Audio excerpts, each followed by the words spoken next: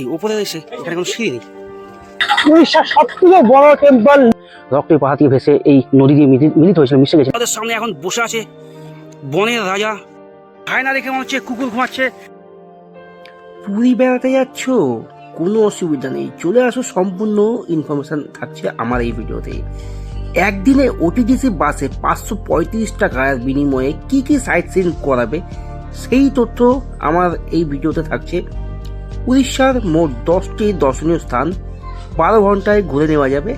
পুরী ঘুরতে এসে সময় নষ্ট না করে, দিন নষ্ট না করে ঘুরুন এইভাবে। আপনি কেন সরকারি বাসে আসবেন আর কেনই বা সরকারি বাসে আসবেন না প্রাইভেট বাসে আসবেন?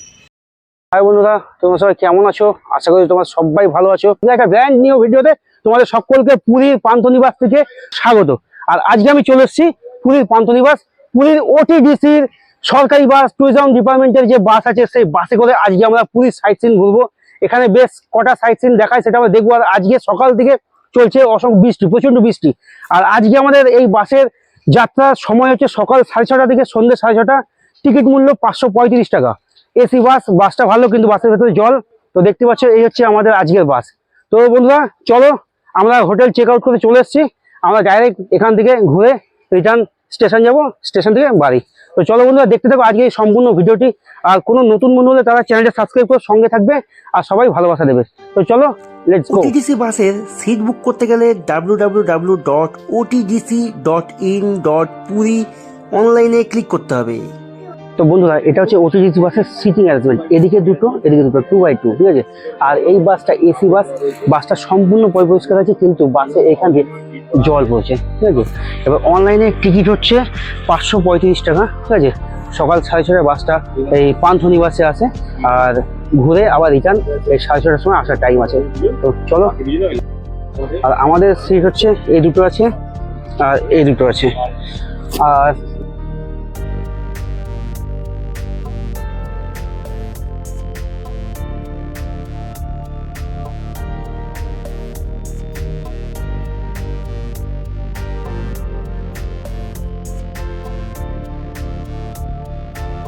তোমাদের আরেকটা ইনফরমেশন দিয়ে রাখি, এই বাসটা তো টোটালি অনলাইন থেকে টিকিট বুক করতে হয়। আর এখানে যে এটা হচ্ছে সরকারি বাস। আর এখানে যে সমস্ত প্রাইভেট নন এসি বাস আছে সেগুলো হচ্ছে 250 টাকা, আর যেগুলো এসি বাস আছে সেগুলো হচ্ছে 350 টাকার বিনিময়ে আপনারা পুরীর সাইট সিন করতে পারেন। তো চলো, আমরা আজকে এই বাসের ভেতরে প্রবেশ করছি। প্রতি সোমবার বাদ দিয়ে সপ্তাহে 6 দিন এই বাসটি চলে। আর এই বাসটিতে 200 টাকা ভাড়া, সেটা আমাদের ভিডিওতে বুঝতে পারবেন যে কেন প্রাইভেট বাস 350 টাকা, এসি নন এসি 250 টাকা, এটা 535 টাকা কেন, সেটা ভিডিওতেই বুঝতে পারবেন। তো চলো এবার আমরা বাসের ভেতরে প্রবেশ করি।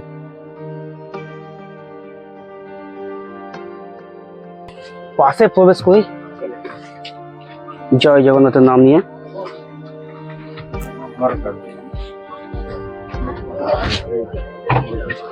এই মুহূর্তে আমাদের এই ট্যুরিজম বাসের সমস্ত সিট, সমস্ত যে পর্যটক আছে তারা সবাই বাসে প্রবেশ করেছে।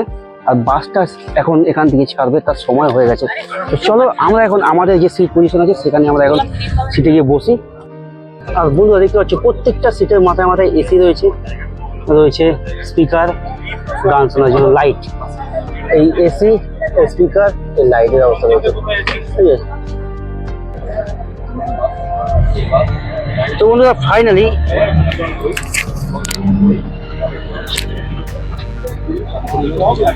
আমাদের আজকে পুরীর ওটিডিসির যে বাস, আমাদের ট্যুরিজম বাসটা ছেড়ে দিয়েছে। তো এবার আমরা আজকে সমস্ত উড়িষ্যার যে সাইটস, যে মেন সাইট সিনগুলো সেগুলো আজকে করবো। ফাইনালি আমাদের চা টি ব্রেক হয়ে গেল। এবার আমরা আমাদের সিটে চলে যাচ্ছি। চলো।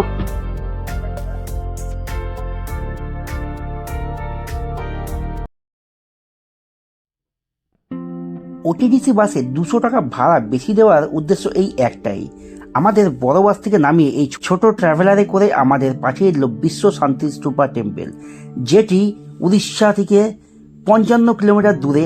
আর সমতল ভূমি থেকে পাহাড়ের উচ্চতা প্রায় 400 ফুট মতো। সেই উচ্চতায় আমাদের এই ট্রাভেলার গাড়ি এসে পৌঁছে দিল। শান্তি স্তূপা টেম্পলটি এটি ধবলগিরি পাহাড়ে অবস্থিত। আমাদের এখন এই ছোট ট্রাভেলার গাড়ি থেকে নামিয়ে দিল বিশ্ব শান্তি স্তূপা টেম্পলের সামনে। এইখান থেকে আমাদের মন্দিরে উঠতে হবে। তো চলো, সরকারি বাসের এই একটা সুন্দর ফ্যাসিলিটি, যেটাতে কোনো চিন্তা করতে হবে না। বড় বাস থেকে যেখানে যাওয়ার দূরত্ব আছে সেখানে ছোটো বাস তোমাকে পৌঁছিয়ে দেবে, কোনো কিছু এক্সট্রা কিছু লাগবে না। আর যেটা প্রাইভেট কারে আসলে এগুলো তোমাদের নিজেদের বুক করে যেতে হতো, বেশি খরচা হতো। চলো আমরা এখন প্রবেশ করছি মন্দিরে। বিশ্ব স্তূপা টেম্পলটি এটি প্রধানত গৌতম বুদ্ধের মন্দির। এই পাহাড়টির উচ্চতা 400 থেকে 450 মিটার ফুটের উপরে এই মন্দিরটি অবস্থিত। আর এই পাহাড়ে পাশ দিয়ে বয়ে গেছে রক্ত নদী।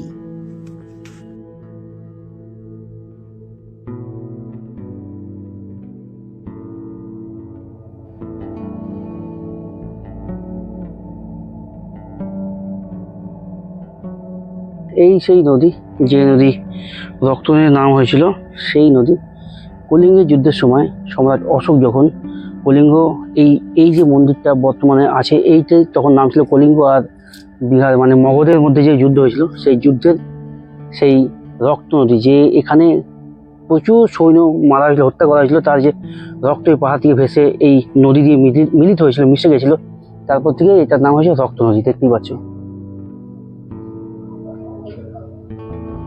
আজকে আমাদের পুরীর দ্বিতীয় সাইট সিন উড়িষ্যার সব থেকে বড় টেম্পল লিঙ্গরাজ টেম্পল। উড়িষ্যায় টোটাল 700 মন্দির, তার মধ্যে 2015 সালে নির্বাচিত সব থেকে বড় মন্দির উড়িষ্যার লিঙ্গরাজ মন্দির।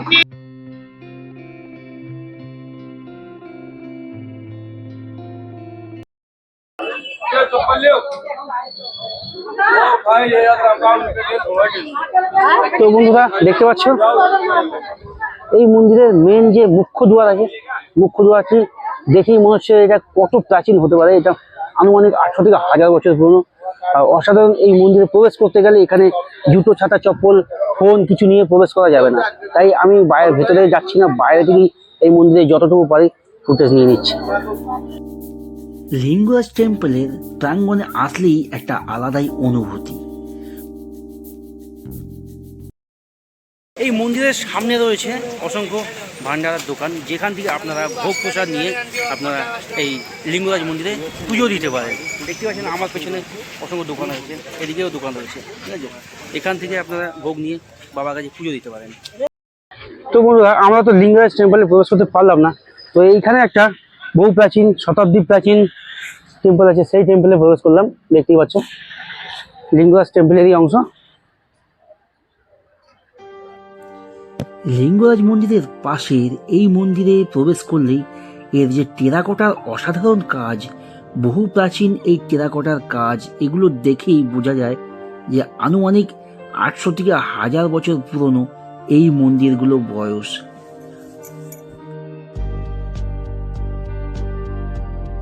শতাব্দী প্রাচীন এই আর্কিটেকচারের যে ঐতিহাসিক এই মন্দিরের কারুকার্য, এগুলো দিন দিন প্রায় ধ্বংসাবশেষে পরিণত হচ্ছে। আর বর্তমানে যত দিন যাচ্ছে তত দর্শনার্থীদের ভিড় বাড়ছে এই সমস্ত মন্দিরে।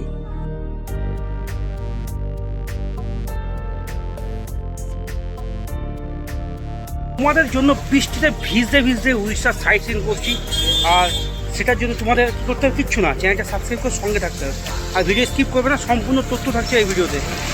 তো চলো আমরা এখন এই মন্দির থেকে বেরিয়ে গেছি, এখন আমরা যাবো আমাদের বাসে। যে আমাদের তৃতীয় ও চতুর্থ স্পট উদয়গিরি খণ্ডগিরি। আমরা সেই উদয়গিরি খণ্ডগিরির সামনে চলে আসলাম। এখন বাজে মাত্র 11টা বাজে 10 মিনিট বাকি, আর এখানে আমাদের ব্রেক টাইম দিয়েছে 45 মিনিট। আমাদের 45 মিনিটের মধ্যে উদয়গিরি খণ্ডগিরি কভার করে আমাদের আসতে হবে। তো চলো বন্ধুরা, এখানে আমরা এখন যাচ্ছি পাহাড়ে গিয়ে দেখি আমরা একটা পাহাড়ে উঠবো, উদয়গিরিতে যাবো। তো চলো উদয়গিরি পাহাড় টেম্পল আমরা ঘুরে আসি, দেখতে থাকো। এখান থেকে আমাদের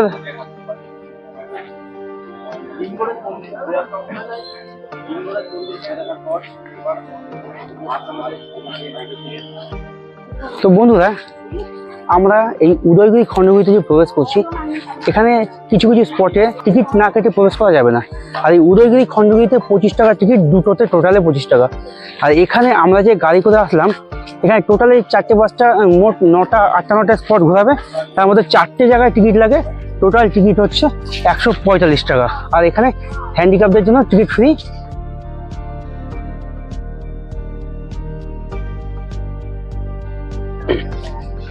তো বন্ধুরা ফাইনালি আমরা উদয়গিরি রাস্তায় প্রবেশ করলাম। দেখতেই পাচ্ছ এখানে কোনো সিঁড়ি নেই, কিন্তু খুব একটা উঁচু না, একদম ইজি। তো এখানে যে সমস্ত বন্ধুরা দর্শক বন্ধুরা বয়স্ক আছো তারা না ওঠাটাই বেটার। তো আগেকার দিনে যে সমস্ত সাধু সন্ন্যাসী ছিল তারা এখানেই এসে থাকতো, এখানে তারা তাদের ধ্যান করতো।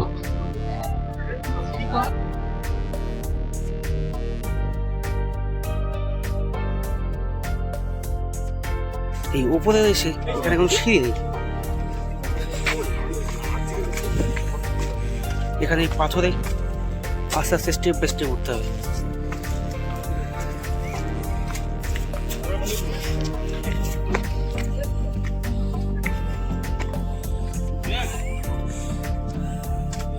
বৃষ্টিমুখর দিনে আজকে আমি চলে এসেছি উদয়গিরি পাহাড়ের টপে। ঠিক আছে, উদয়গিরি পাহাড়ের টপ থেকে সম্পূর্ণ ভুবনেশ্বর সিটিটা অসাধারণ লাগছে।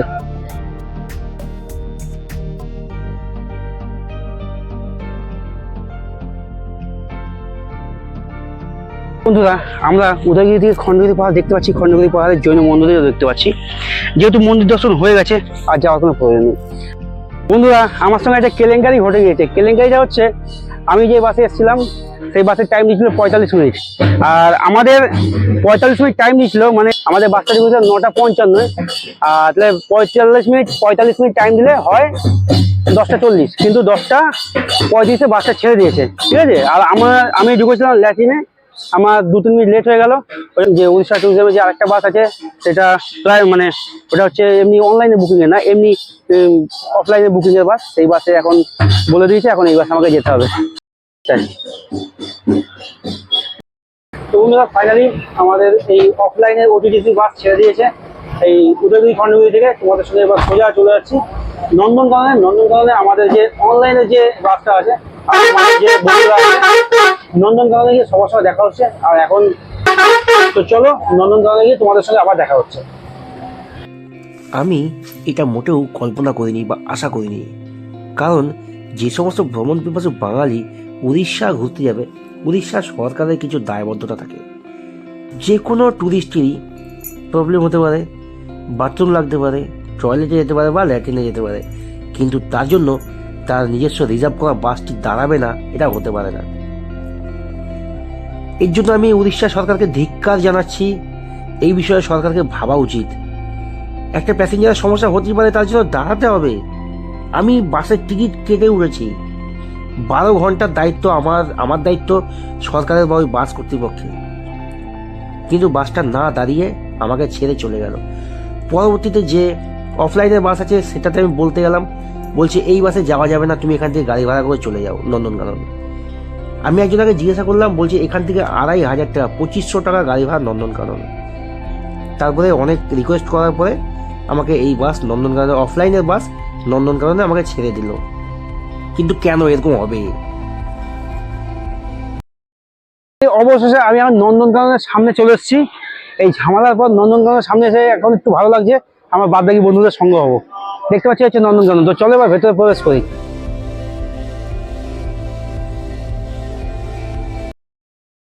তো ফাইনালি ভেতরে প্রবেশ করে গেলাম। তো চলো এবার, সব তো ছন্দ ছাড়া, এখন আমি একা। তো চলো ঘুরি একা একা যেটুকু ঘোরা যায়। এই হচ্ছে মেন গেট, এখান থেকে টিকিট চেক করে ভেতরে প্রবেশ করতে হবে। ব্যাটারি গাড়িও আছে, এই গাড়ি করে তুমি যেতে পারো। আর ভেতরে প্রবেশ করে এখানে এত সুন্দর একটা ঝর্ণা দেখতে পাচ্ছি। এখানে ঢুকে সর্বপ্রথম যেদিকে টাইগার জোন আছে সেই দিকে দেখা যাচ্ছে এখানে বাচ্চাদের জন্য একটা ছোট পার্ক আছে। আর এই পার্ক এর পাশে রাস্তা দিয়ে চলে যেতে হবে। তো বন্ধুরা নন্দনকাননের প্রথম ভাল্লুক নজরে আসলো, দেখতে পাচ্ছ। তো চলো এবার দেখা যাক টাইগার কোন দিকে আছে। আমরা এসে বসলাম লেপার্ড জোন, দেখতে পাচ্ছ। তো চলো দেখি।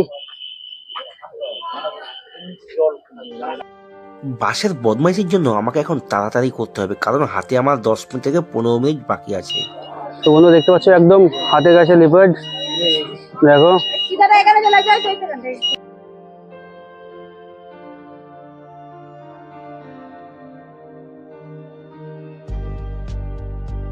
চোখের সামনে ইন্ডিয়ান রয়্যাল ঘুমিয়ে আছে। বেঙ্গল টাইগার তো ঘুমাচ্ছিল দেখলে।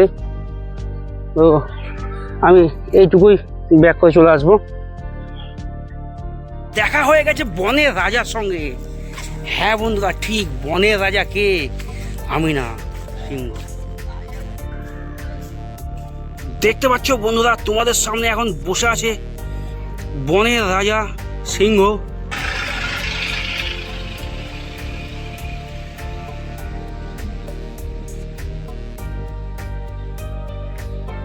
বনের রাজার দিকে বেশিক্ষণ তাকিয়ে থাকলে সময় নষ্ট করে লাভ নেই, কারণ আমার হাতে সময় একদম কম। তো এবার দেখি এর পরবর্তী কি দেখা যায়, তোমাদের কাছে দেখানো যায় এরকম ফেমাস কিছু। দেখতে পাচ্ছ তোমাদের সামনে বসে আছে আরো দুটো বড় বড় সিংহ। তো চলো এদেরও ছেড়ে আমরা চলে যাবো এখন। ইন্ডিয়ান টাইগার, বিশাল বড় মাপের একটা ইন্ডিয়ান টাইগার, যেটা হয়তো তোমাদের দেখাতে পারছি না মোবাইল ক্যামেরার মাধ্যমে। দেখতে পাচ্ছ এই হচ্ছে ইন্ডিয়ান টাইগার, ঘুমে ব্যস্ত। বিশাল বড় মাপের ইন্ডিয়ান টাইগারটা এই মুহূর্তে ঘুমে ব্যস্ত আছে। দেখতে পাচ্ছ ওই গাছটার নিচে ঘুমাচ্ছে, মানে একটা দেখতে পেয়েছি কিন্তু এখন ঘুমে ব্যস্ত, তাই তোমাদের দেখাতে পারলাম না। তো একটাও তোমাদের দেখাতে পারলাম না, কিন্তু কি করবো বলো, চেষ্টা করে যাচ্ছি এই অন্ধকারে অফবিট জায়গাগুলো দিয়ে দেখতে দেখতে বেরিয়ে যাচ্ছে। এখন বাইরে বেরোনোর সময় চলে এসছে। দেখো এইখানে একটা আছে কিন্তু এই দেখা যাচ্ছে খাচ্ছে, ওই দেখো।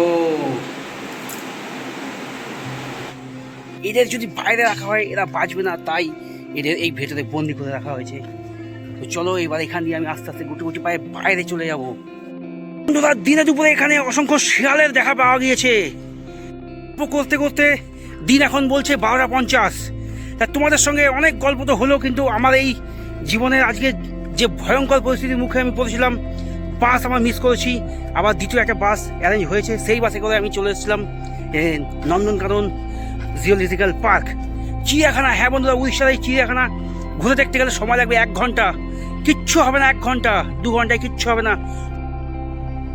দেখতে দেখতে চলে আসলাম হায়নার এরিয়ায়। দেখতে পাচ্ছি এই ভেতরে হায়না ঘুমাচ্ছে। এই ঘুমন্ত অবস্থায় হায়নাকে দেখে কোনো লাভ নেই। হায়না দেখে মনে হচ্ছে কুকুর ঘুমাচ্ছে, তা আমাদের এই বাংলার কুকুর, জ্যান্ত কুকুর দেখে কোনো লাভ নেই। এবার আমরা এখান থেকে বেরিয়ে যাব। আমাদেরও কোনো পার্কে গিয়ে উত্তেজিত করবে না কোনো পশুকে। সকাল থেকে ঘুরেই যাচ্ছি কিন্তু এখনো পেটে কিছু দেওয়া হয়নি, তাই গিলতে চলে যাচ্ছি ওটিডিসি রেস্টুরেন্টে। এই হচ্ছে ফোয়ারা, আর একদম এখান থেকে তোমরা ইলেকট্রিক গাড়ি বুক করে সমস্ত এই ভেতরটা ঘুরতে পারবে। আর তার সঙ্গে এখানে রয়েছে দেখো জুম অ্যাপ। তো চলো আমরা এখান দিয়ে রেস্টুরেন্টে দিকে যাই। এই দেখো লেখা আছে ওটিডিসি রেস্টুরেন্ট। এখন আমরা যাব, এখানে লেখা আছে ওটিডিসি রেস্টুরেন্ট। আমরা এই রাস্তা দিয়ে যাবো ওটিডিসি রেস্টুরেন্টে, দুপুরের পেট ভোজন অর্থাৎ লাঞ্চে।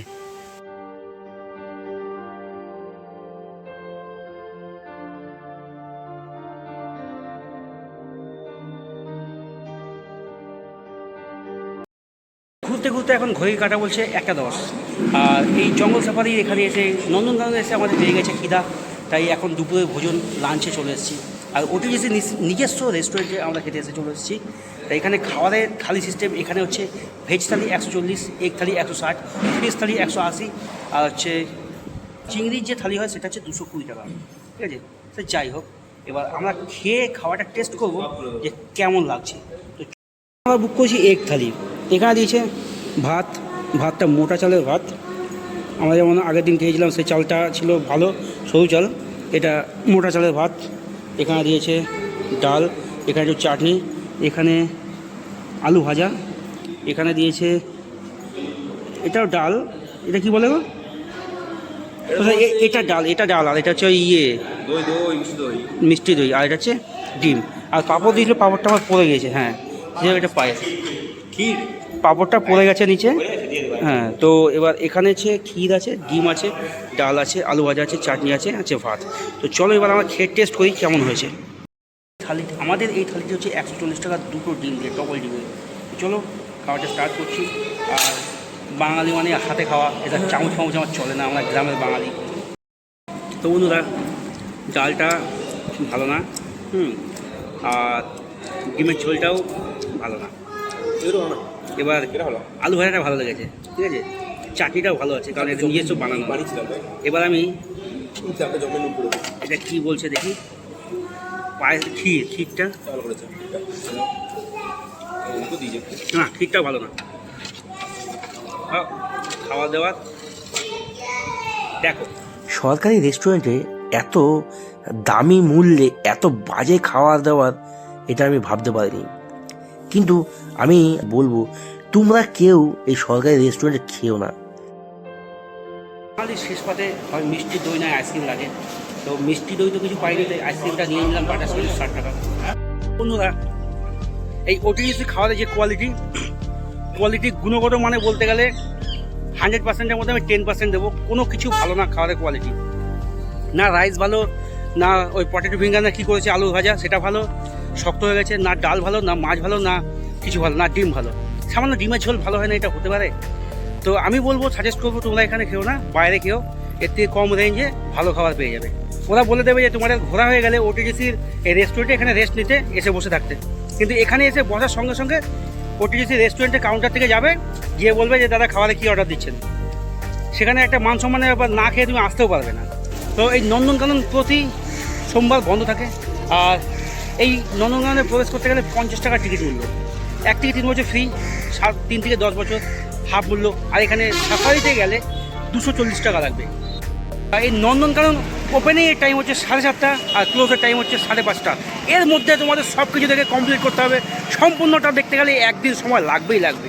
তো সবাই হাতে নিয়ে আসবে, সাফারি প্লাস সম্পূর্ণটা দেখে নেবে। তো অসাধারণ লাগবে এই নন্দনকানন জিওলজিক্যাল পার্ক। তো চলো আমরা এখন ঘুরে ফিরে আবার আমাদের বাসের উদ্দেশ্যে রওনা দিই।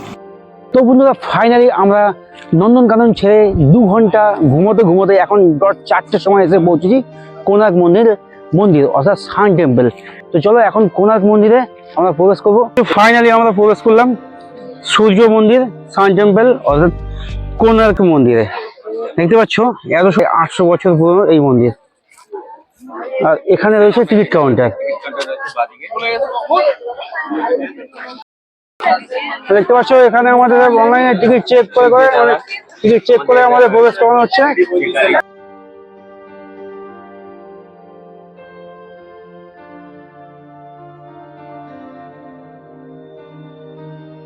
তো বন্ধুরা, দেখতে পাচ্ছ সান টেম্পলের মুখ্য দুয়ারে দুদিকে দুটো সিংহ বিশিষ্ট।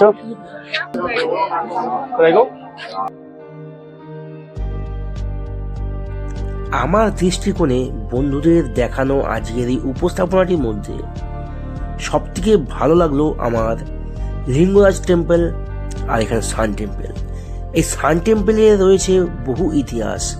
এই ইতিহাস জানতে হলে আসতে হবে আমার ভিডিও দেখে পুরী ভ্রমণে। আর এই অসাধারণ আর্কিটেকচারের বহু প্রাচীন 800 থেকে 1000 বছর পুরনো প্রাচীন এই মন্দিরগুলো দর্শন করতে আসতে হবে। দেখে মনে হচ্ছে এই সান টেম্পলটি কোনো একটি বাবা ভোলেনাথের কৈলাস টেম্পল। ঘড়ির কাছে 4:15 মিনিট হয়ে গেছে, কিন্তু এখানে এখন বর্তমানে হাজার পর্যটকের ভিড়, উপচে পড়া ভিড়। এই সান টেম্পল, এই সূর্য মন্দির দেখার এত ক্রেজ এখানে আসলে বুঝতে পারবে। তো চলো আমরা এবার মেন মন্দিরের দিকে যাই, যেটা তোমাদের এতক্ষণ ভিডিও দেখাচ্ছিলাম। সেই মন্দিরের ওপরে উঠবো, দেখাবো সবকিছু। এই মন্দিরের গায়ে রয়েছে খোদিত করা রথের চাকা। এই রথের চাকায় এতটাই এইখানে মানুষের মন মুগ্ধ করেছে, প্রতিটি দর্শনার্থী এই রথের চাকার এখানে আসবে, সেলফি তুলবে, ভালো করে খুঁটিনাটি দেখবে। কিন্তু একটা কথা বলি, এটি সান টেম্পল নামে পরিচিত, কিন্তু এখানে পূজিত হয় না কোনো দেবদেবীর মূর্তি। আর পৃথিবীর মধ্যেই একটা মাত্র সান টেম্পল রয়েছে উড়িষ্যায়। তো অবশ্যই এটি দেখতে কেউ ভুল করবেন না।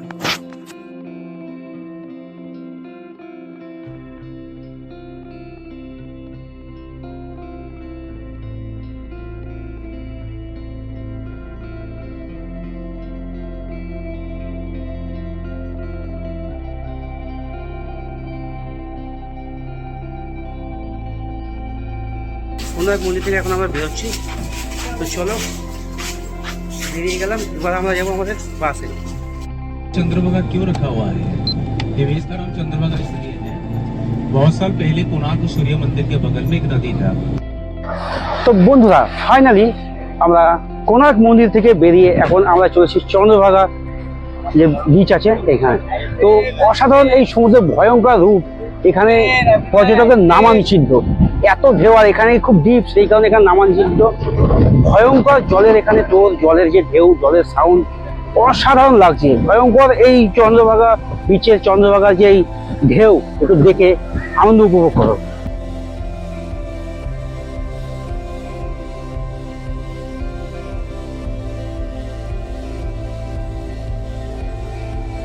তো বন্ধুরা ফাইনালি এই ভয়ঙ্কর সমুদ্রের রূপ দেখে আমরা এখন আমাদের এই যে চন্দ্রভাগা বিচ থেকে চলে যাচ্ছি আমরা এখন রামচন্ডী মন্দিরের উদ্দেশ্যে। আমাদের আজকের 8 নম্বর দর্শনীয় স্থান, 8 নম্বর টুরিস্ট স্পট রামচন্দ্র মন্দির। তো চলো রামচন্ডী মন্দিরে গিয়ে আবার তোমাদের সঙ্গে দেখা হচ্ছে। এখন ঘড়ি বলছে 5:10। তো বন্ধুরা ফাইনালি আমরা এখন চলে এসেছি রামচন্ডী মন্দির। আমরা চন্দ্রভাগা বিচ থেকে রামচন্ডী মন্দির চলে এসেছি। তো চলো এখন রামচন্ডী মন্দির প্রবেশ করি। আর ভেতরে ফটো অ্যালাউ নেই, বাইরে থেকেই দেখে নাও। এই হচ্ছে রামচন্ডী মন্দির, ভেতরে ফটো অ্যালাউ নেই, আমরা এর ভেতরে কিছু দেখাতে পারবো না, এই বন্ধু শেষ। তো দেখে নাও, বাইরে থেকে দেখিয়ে দিচ্ছি।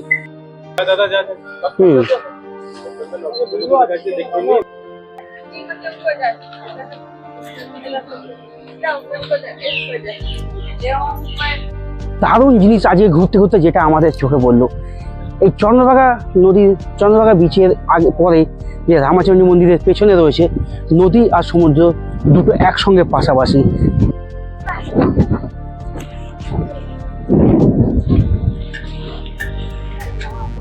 এখানে বোটিং এর ব্যবস্থা আছে, তোমরা চাইলে সন্ধ্যাবেলায় বোটিং, বিকেলবেলায় বোটিং করতে পারো এখানে এসে।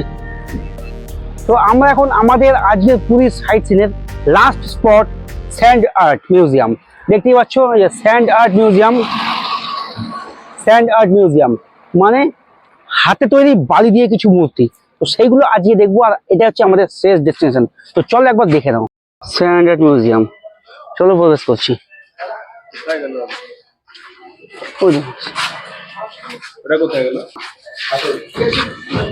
তো বন্ধুরা এটা কাউন্টার, এখানে 30 টাকা টিকিট। তো চলো ভেতরে চলে এসছি এখন। স্যান্ড আর্ট মিউজিয়ামের ভেতরে এসে সত্যি আমি অবাক হয়ে গেলাম। দর্শনার্থীদের মন এখানে বিশেষ বিশেষ কিছু কারণের জন্য আকর্ষিত করে।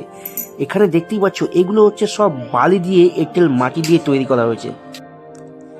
বালি দিয়ে এই স্যান্ড আর্ট মিউজিয়ামে এত সুন্দর সুন্দর কিছু ডিজাইন এখানে আঁকা রয়েছে, তোমরা দেখে বুঝতেই পারবে না যে এটা বালি দিয়ে তৈরি। কিন্তু আমাদের যে গাইড দাদা আছে উনি বলল কিছুটা এঁটেল মাটি ব্যবহার করা হয়, প্রায় 10-15 দিন এই স্যান্ড আর্টের যে ডিজাইনগুলো এগুলো ঠিকঠাক থাকার জন্য। তো বন্ধুরা ফাইনালি আজকে আমাদের পুরী ট্যুরিজমের পুরীর যে সাইট সিন, একদিনের সাইট সিন, সেই সাইট সিনের আজকে লাস্ট স্পট যেটা স্যান্ড আর্ট মিউজিয়াম, সেটা আমাদের কমপ্লিট হয়ে গেল। আর আমাদের পুরীর সাইট সিন আজকে এখানেই শেষ হচ্ছে। আর যদি আমাদের এই ভিডিওটি ইনফরমেটিভ হয়, যদি ভালো লাগে, তো চ্যানেলটা সাবস্ক্রাইব করে সঙ্গে থাকবে, আর বন্ধু বান্ধব ও ফ্যামিলি মেম্বারকে শেয়ার করবে। আর বন্ধুরা সবাই ভালো থাকবে, সুস্থ থাকবে, সাবধানে থাকবে। গুড নাইট বন্ধুরা, বাই।